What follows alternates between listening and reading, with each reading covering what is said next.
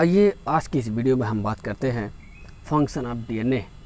DNA के function के बारे में इस वीडियो में पूरा का पूरा डिस्कशन होगा। डीएनए का क्या फंक्शन होता है, किस तरीके से फंक्शन करता है एक्चुअली। तो ये मॉलिक्यूलर बायोलॉजी का अगला लेक्चर है, ये समझिएगा।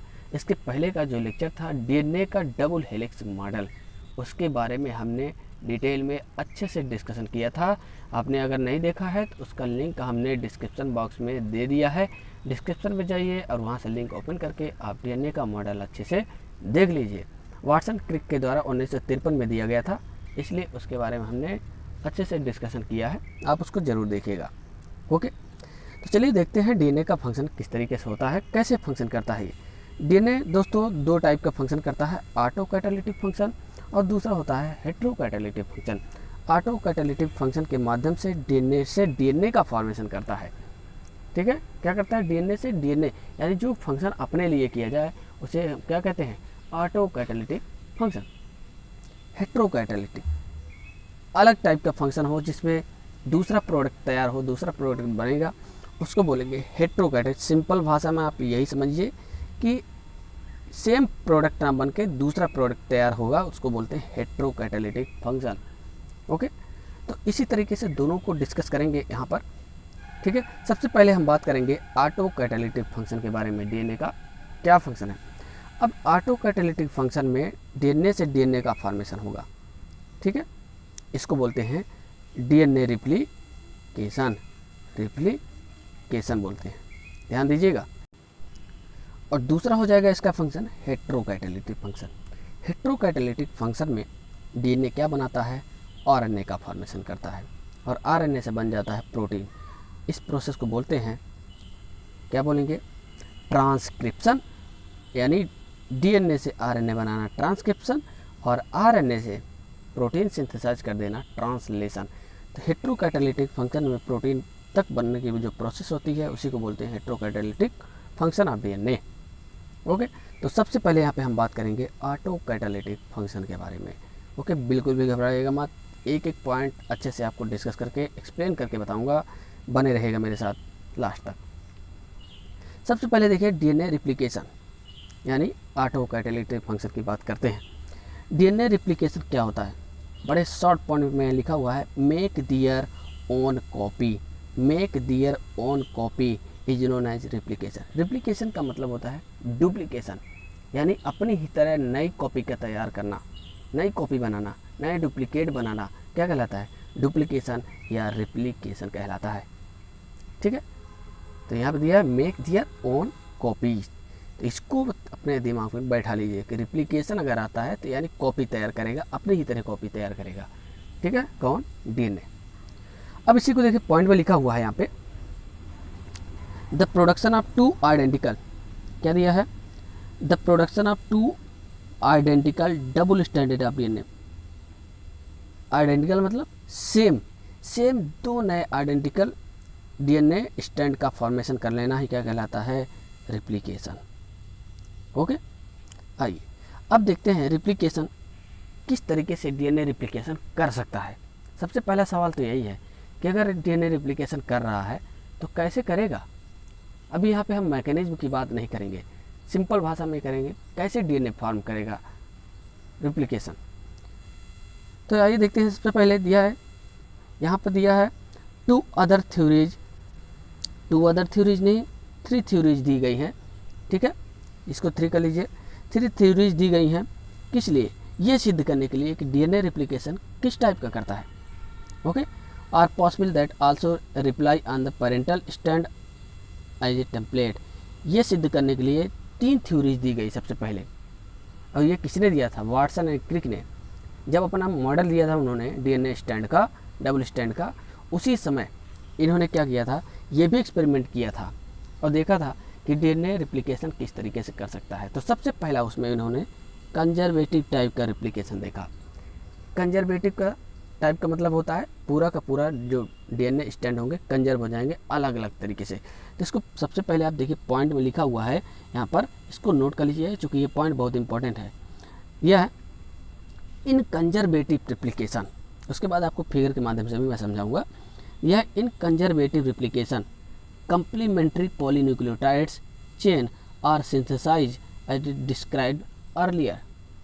इस कंडीशंस में जो न्यूक्लियोटाइड कंप्लीमेंट्री होते हैं वो पहले ही क्या कर लेते हैं, सिंथेसाइज कर ले जाते हैं। किस तरीके से, following synthesis however the two newly created stand, then दो न्यूली स्टैंड का फॉर्मेशन तो होगा, लेकिन कह रहा है then come together and the parental stand associated, नए स्टैंड का फॉर्मेशन होगा वो अलग हो जाएगा और जो पेरेंटल दोनों स्टैंड होंगे वो अलग हो जाएगा, यानी अलग अलग दोनों हो जाएंगे, पेरेंटल अलग हो जाएगा और न्यूली जो फॉर्मेशन होगा स्टैंड वो अलग हो जाएंगे। इस तरीके से कह रहा है द ओरिजिनल हेलिक्स इज दस कंजर्व, इसी तरीके से ओरिजिनल भी कंजर्व हो जाता है, अलग सुरक्षित हो जाता है और जो नया बनेगा वो भी अलग फॉर्मेशन हो जाता है। आइए देखिए इसको फिगर से आप समझेंगे तभी समझ में आएगा और बेटर तरीके से, पॉइंट को जरूर लिख लीजिएगा। अब इसको फिगर के माध्यम से देखिए, कंजर्वेटिव टाइप को सबसे पहले आप कंजर्वेटिव टाइप को देखिए, दिया है इसमें मान लीजिए ये एक डीएनए स्टैंड है, दोनों ठीक डबल स्टैंडर्ड डीएनए है। अब इस कंडीशन में फर्स्ट स्टैंड भी फॉर्मेशन करेगा, रिप्लिकेशन करेगा, नया बनाएगा और सेकंड भी बनाएगा, ठीक है। अब कहने का मतलब है यहाँ पे कि जो फर्स्ट स्टैंड है ये दोनों पेरेंटल स्टैंड नए फॉर्मेशन करेंगे, जो नया फॉर्मेशन होगा डीएनए का वो अलग हो जाएगा, टोटली क्या हो जाएगा, अलग हो जाएगा, नए फॉर्मेशन होंगे और ओल्ड वाला जो होगा वो अलग हो जाएगा। तो इस तरीके से न्यू स्टैंड और ओल्ड डबल स्टैंडर्ड डीएनए दोनों अलग अलग कंजर्व हो जाते हैं टोटली, तो इसको बोलते हैं conservative type of DNA replication. Conserve हो जाना मतलब ओल्ड भी कंजर्व हो जा रहा है और न्यू भी कंजर्व हो जा रहा है, ठीक है। बिल्कुल भी कन्फ्यूजन नहीं यहाँ पे इस कंडीशंस में। अगले पॉइंट में आपको बताएंगे semi conservative replication. Semi conservative क्या है, दिया है each replicated DNA molecule would consist of one old and one new.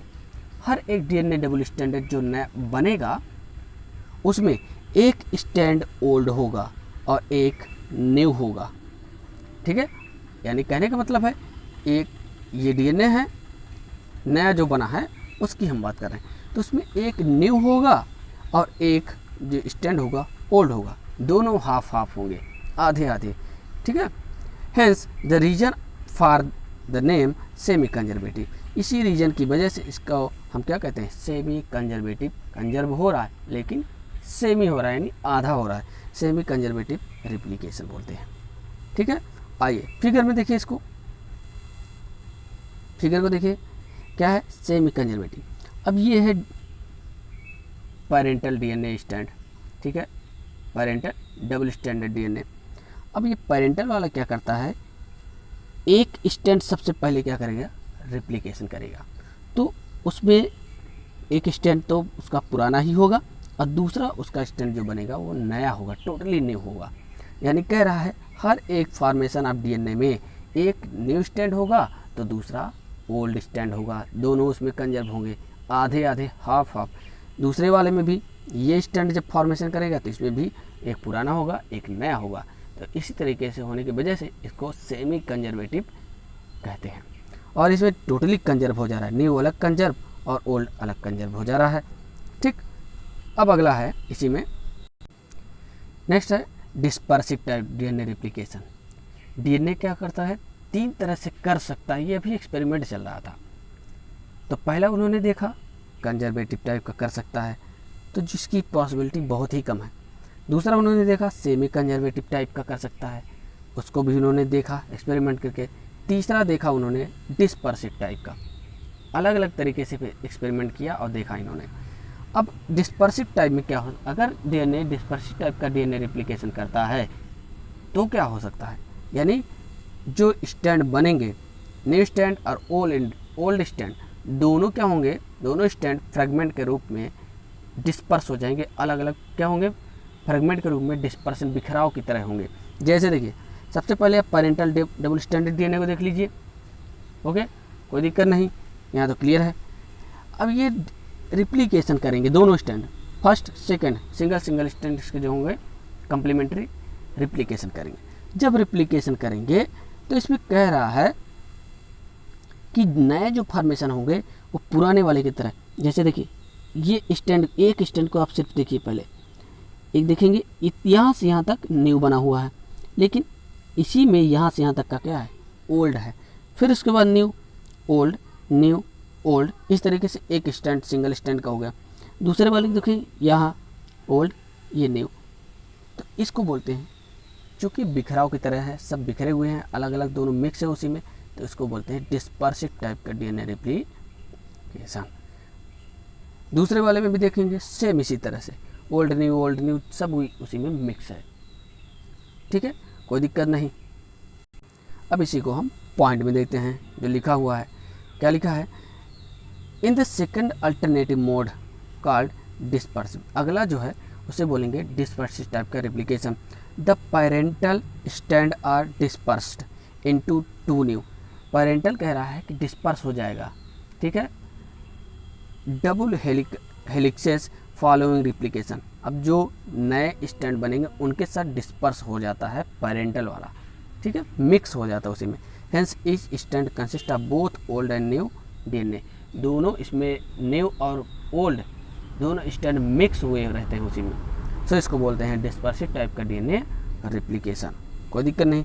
This mode would involve cleavage of the parental stand during replication. ठीक है, उम्मीद करता हूँ आपको ये सब पॉइंट समझ में आ रहा होगा। In the most complex of the these possibilities and the, इनमें से तीनों में से सबसे ज़्यादा पॉसिबिलिटी किस टाइप के डीएनए रेप्लिकेशन की हो सकती है, प्रश्न ये है। ये तीनों एक्सपेरिमेंट इन्होंने दे दिया, बट अभी तक ये नहीं क्लियर हुआ कि इनमें से कौन सा टाइप होगा जो सबसे ज़्यादा डीएनए रेप्लिकेशन करता होगा और पॉसिबिलिटी है होगी। ठीक है, अब इसी को एक्सपेरिमेंट को अगले scientist Meselson and stall experiment, Meselson और स्टाल नामक साइंटिस्ट ने बहुत ही बेहतरीन तरीके से एक्सपेरिमेंट दे करके ये प्रूफ किया कि एक्चुअली में डीएनए रेप्लिकेशन किस टाइप का हो सकता है। तो इसको हम अगले नेक्स्ट लेक्चर में देखेंगे। ठीक है, एक्सपेरिमेंट करेंगे और देखेंगे कैसे डीएनए रेप्लिकेशन करता है। इसमें फिगर में देख लीजिए, उसी को और अच्छे से देखना चाहें आप तो ये देख सकते हैं पेरेंटल है और पेरेंटल से एक स्टैंड बना हुआ है और नया उसी से रिप्लिकेट होता चला जा रहा है। ठीक है, एक्चुअली इसी तरह से डीएनए रेप्लिकेशन करता है। ठीक है, यह है सेमी कंजर्वेटिव टाइप का। अगले लेक्चर आपके सामने लेकर के जल्दी आ जाएंगे।